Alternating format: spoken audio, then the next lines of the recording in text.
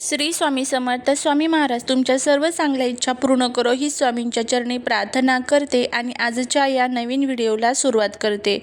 चैत्र शुद्ध प्रतिपदा म्हणजेच आपला गुढीपाडवा, हिंदू नववर्षाचा पहिला दिवस. 3.5 मुहूर्तापैकी एक असलेल्या या दिवसाचं महत्त्व काय आहे आणि या दिवशी आपण काय केलं पाहिजे, त्याचबरोबर या दिवशी आपण गुढी उभारत असतो तर गुढीला आपल्याला कोणत्या रंगाची साडी नेसवायची आहे, कोणत्या रंगाची नाही, या वेळेमध्ये साड्यांचे 5 शुभ रंग कोणते आहे याबद्दलची संपूर्ण माहिती, त्याचबरोबर या सणाचे महत्त्व आणि या दिवशी कोणते शुभयोग तयार झालेले आहे, गुढीपाडव्याला कोणते उपाय करावे, अशी संपूर्ण माहिती आज या व्हिडिओमध्ये मी तुमच्यासोबत शेअर करणार आहे. त्यामुळे व्हिडिओ हा स्किप न करता शेवटपर्यंत नक्की पहा. जर तुम्ही या चॅनलवरती नवीन असाल तर चॅनलला सबस्क्राईब करा आणि अशीच माहितीपूर्ण नवनवीन व्हिडिओ पाहण्यासाठी बेल आयकॉनलाही प्रेस करा, म्हणजे जेव्हा कधी मी नवीन व्हिडिओ अपलोड करेल त्याचं नोटिफिकेशन सर्वात अगोदर तुम्हाला भेटेल आणि तुम्ही एक पण व्हिडिओ मिस करणार नाही. त्याचबरोबर कमेंटमध्ये जय माता लक्ष्मी लिहायला अजिबात विसरू नका, जेणेकरून माता लक्ष्मीची तुमच्या कुटुंबावर, मुलांवर अगदी भरभरून अशी कृपा होईल. गुढीपाडवा हा केवळ सण नाही तर तो विजयाचे आणि समृद्धीचे प्रतीक आहे. याच दिवशी प्रभू श्रीराम वनवास संपून अयोध्येत परतले होते. या दिवसापासून वसंत ऋतूची सुरुवात होते, झाडांना नवीन पालवी फुटते. असं मानलं जातं की ब्रह्मदेवाने याच दिवशी सृष्टीची निर्मिती केली. असे अनेक महत्त्व हे आपल्या धर्मग्रंथांमध्ये आपल्याला गुढीपाडव्याच्या संदर्भात बघायला मिळत असतात. या दिवशी नेमकं काय करावं याबद्दलची आपण माहिती जाणून घेणार आहोत. घरासमोर उंच काठीला रेशमी वस्त्र, कडुलिंबाची डहाळी, गाठी आणि तांब्या लावून गुढी उभारावी. या दिवशी कडुलिंबाचं सेवन केलं जातं. सकाळी रिकाम्या पोटी कडुलिंबाची पाने, जिरे, हिंग आणि गूळ यांचं मिश्रण खावे, हे आरोग्यासाठी उत्तम असतं. दारासमोर सुंदर रांगोळी काढून आंब्याच्या पानांचे तोरण लावावे. वर्षाचा पहिला दिवस असल्याने नवीन कामाची सुरुवात किंवा संकल्प करण्यासाठी हा उत्तम मुहूर्त मानला जातो. त्यामुळे या गोष्टी आपल्याला पाळायच्या असतात. त्यानंतर या दिवशी काय करू नये, काही गोष्टी पाळणंही तितकंच महत्त्वाचं असतं. वर्षाच्या पहिल्या दिवशी कोणालाही वाईट बोलू नका किंवा रागवू नका. सूर्योदयापूर्वी उठून स्नान करणे शुभ मानले जाते, त्यामुळे आळस करू नका. शक्यतो सात्विक आहार घ्यावा आणि घरात वादाचे वातावरण टाळावे. 2026 मध्ये गुढीपाडवा हा 19 मार्च वार गुरुवार या दिवशी साजरा केला जाणार आहे. तुम्हाला पडलेला सर्वात महत्त्वाचा प्रश्न म्हणजे तिथी. तर 18 मार्च 2026 सकाळी 8:25 अमावस्येला सुरुवात होणार आहे बुधवारी, आणि 19 मार्च 2026 गुरुवारी सकाळी 6:55 पर्यंत अमावस्या असेल आणि त्यानंतर प्रतिपदा म्हणजेच पाडवा सुरू होणार आहे.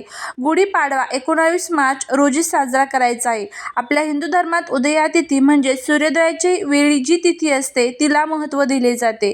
जरी 19 मार्चला पहाटे थोडा वेळ अमावस्या असली तरी त्याच दिवशी सूर्योदयानंतर लगेच प्रतिपदा सुरू होत असल्याने तोच दिवस नववर्षाचा मानला जातो. 19 मार्चला सकाळी 7 नंतर गुढी उभारणे सर्वात शुभ ठरेल, कारण त्यानंतर अमावस्या संपून शुद्ध प्रतिपदा सुरू होणार आहे. अमावस्या संपून नवीन वर्षाची सुरुवात होत असल्याने घाबरण्याचे काहीही कारण नाही. उलट हा संधिकाळ मानला जातो. तरीही शास्त्रानुसार काही गोष्टींचे पालन करणे खूप हिताचे ठरते. अमावस्येचा काळ हा सकाळी 7 पर्यंत असेल आणि तो टाळून त्यानंतर गुढी उभारावी. 19 मार्चला सकाळी 7 ते 10:30 ही वेळ गुढी उभारण्यासाठी अतिशय शुभ मुहूर्त असणार आहे. अमावस्येच्या प्रभावामुळे नकारात्मकता दूर करण्यासाठी सकाळी सूर्योदयापूर्वी सुगंधित उठणे आणि तेल लावून अभ्यंग स्नान आवर्जून करावे. यामुळे शरीरात नवीन ऊर्जा संचारते. अमावस्या हा पितरांचा दिवस असतो, त्यामुळे सकाळी लवकर उठून आपल्या पूर्वजांचे स्मरण करावे. शक्य असल्यास गरिबांना अन्नदान किंवा काही वस्तू दान कराव्यात. यामुळे पितृदोष दूर होऊन नवीन वर्षाची सुरुवात सुखकर होते. अमावस्येला नकारात्मकता बाहेर काढण्यासाठी घर स्वच्छ धुवून घ्यावेत. उंबरठ्याची पूजा करावी. कडुलिंबाच्या पानांचे तोरण लावावे, जे जंतुनाशक म्हणूनही काम करते. थोडक्यात काय करायचं आहे तर 19 मार्चला सकाळी 7 पर्यंत संयम ठेवा, पूजा करू नये. 7 नंतर प्रत्यक्ष गुढी उभारावी. पाडव्याची पूजा आणि गोडधोड नैवेद्य दाखवण्यास सुरुवात करावी. या दिवशी नकारात्मक बोलणे किंवा वाद घालणे टाळावे, कारण अमावस्येचा संधिकाळ असल्याने मन शांत ठेवणे गरजेचे असते. गुढी उभारणे ही केवळ परंपरा नसून ते विजयाचे आणि समृद्धीचे प्रतीक असते. शास्त्राप्रमाणे आणि परंपरेनुसार गुढी कशी उभारावी? एक मध्यम उंचाची बांबूची सरळ काठी घ्यावी. नवीन रेशमी कापड, शक्यतो तांबड्या, पिवळ्या किंवा भगव्या रंगाचे, ज्याला जरीची किनार असेल असे कापड घ्यावे. चांदीचा, तांब्या किंवा पितळेचा लोटा किंवा कलश घ्यावा. कडुलिंबाची डहाळी, आंब्याची पाने, फुलांचा हार आणि साखरेची गाठी घ्यावी. हळदी, कुंकू, अक्षता, गंध, अगरबत्ती आणि गूळ खोबऱ्याचा नैवेद्य घ्यावा.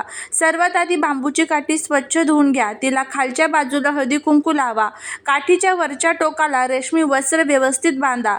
वस्त्राच्या वरच्या बाजूला कडुलिंबाची डहाळी, आंब्याची पाने, साखरेची गाठी, हार घट्ट बांधावा. त्यानंतर फुलांचा हार अर्पण करावा. शेवटी काठीच्या टोकावर तांब्या पालथा घालावा. तांब्यावर कुंकवाच्या 5 उभ्या रेषा काढाव्यात. घराच्या प्रवेशद्वारापाशी, गॅलरीत किंवा खिडकीत जिथून गुढी बाहेरून स्पष्ट दिसेल अशी जागा निवडा. ती जागा स्वच्छ करून तिथे रांगोळी काढा. गुढी नेहमी उजव्या बाजूला, घरातून बाहेर पाहताना डाव्या बाजूला आणि बाहेरून घरात येताना उजव्या बाजूला अशी उभारावी. ती किंचित झुकलेली नसावी, एकदम ताठ उभी असावी. गुढी थेट जमिनीवर न ठेवता एका पाटावर किंवा उंच आधारावरती उभी करावी. गुढी उभारल्यानंतर तिला गंध, अक्षता आणि फुले वाहावीत. कडुलिंबाची पाने, चणा डाळ, गूळ, खोबरे याचा प्रसाद दाखवावा. पाडव्याच्या दिवशी श्रीखंड पुरीचा बेत आवर्जून केला जातो आणि प्रार्थना करावी. हे ब्रह्मदेवा, हे विष्णू भगवंता, हे नवीन वर्ष आमच्यासाठी आरोग्यदायी, सुख समृद्धीचे आणि भरभराटीचे जाऊ दे अशी प्रार्थना करावी. गुढी सूर्योदयाच्या वेळी संध्याकाळी उतरावी. संध्याकाळी पुन्हा गुढीला हळदी कुंकू आणि अक्षता वाहून नमस्कार करावा. गुढीवर साखर, गाठी आणि प्रसाद अर्पण करावा. कडुलिंबाची पाने प्रसाद म्हणून खावीत, कारण ती आरोग्यासाठी हितकारक असतात. अशा पद्धतीने आपल्याला हे सर्व नियम गुढीपाडव्याच्या दिवशी पाळायचे आहेत. आता गुढीपाडवा हा जरी आनंदाचा आणि मांगल्याचा सण आहे, त्यामुळे या दिवशी रंगांना विशेष महत्त्व असते. शास्त्राप्रमाणे आणि परंपरेप्रमाणे कोणते शुभ रंग मानले जातात याची माहिती आपण घेऊया. या दिवशी नवीन वर्षाची सुरुवात असल्याने तेजस्वी आणि प्रसन्न रंग निवडावेत. या दिवशी सर्वात पहिलं पिवळा रंग. हा रंग गणपती बाप्पा आणि विष्णू भगवंतांचा प्रिय रंग आहे. पिवळा रंग हा ज्ञान, सुख आणि समृद्धीचे प्रतीक मानले जातो. पाडव्याच्या दिवशी पिवळी साडी नेसणे अत्यंत शुभ असते. दुसरा आहे ते म्हणजे तांबडा किंवा लाल रंग. लाल रंग हा शक्ती आणि सौभाग्याचे प्रतीक आहे. सण समारंभांसाठी हा सर्वात लोकप्रिय आणि पारंपरिक सण आहे. तिसरा आहे केशरी आणि भगवा. हा रंग उत्साह आणि मांगल्याचे प्रतीक आहे. सूर्योदयाच्या रंगाशी सामर्थ्य असल्याने नववर्षाच्या स्वागतासाठी हा रंग सर्वोत्तम ठरतो. त्यानंतर पुढचा आहे हिरवा रंग. चैत्र महिन्यात निसर्गाला नवी पालवी फुटते, त्यामुळे हिरवा रंग निसर्गाशी नाते जोडणारा आणि समृद्धीचे मानला जातो. त्यानंतर पुढचा आहे 5वा रंग, तो म्हणजे गुलाबी. हा रंग प्रेम आणि प्रसन्नतेचे प्रतीक आहे. पाडव्याच्या सकाळी गुलाबी रंगाची साडी नेसल्याने मनाला उभारी मिळते.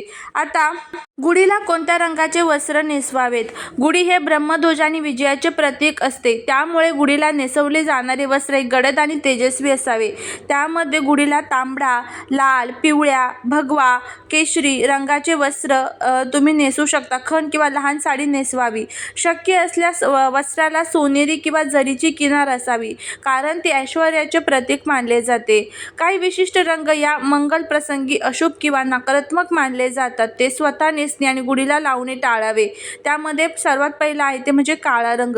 गुढीपाडव्याला काळा रंग कधीही वापरू नये. हा रंग दुःखाचे आणि अशुभतेचे प्रतीक मानले जाते, त्यामुळे साडी आणि गुढीचे वस्त्र काळे नसावे. पुढचा आहे ते म्हणजे गडद निळा आणि जांभळा रंग. सणासुदीला शक्यतो हे रंग टाळले जातात, कारण ते खूप शांत आणि काहीशी जड वाटतात, त्यामुळे ते रंग चुकूनही घालू नये. पुढचा आहे पांढरा रंग. पांढरा रंग हा शांततेचा असला तरी सुवासिनी किंवा सणाच्या दिवशी पूर्ण पांढरी साडी नेसणे टाळावे, जोपर्यंत त्याला मोठी रंगीत किनार नसेल तोपर्यंत. तुम्ही स्वतः साडी नेसताना ती काठपदराची किंवा खण साडी नेसली तर सणाची शोभा अधिक वाढते.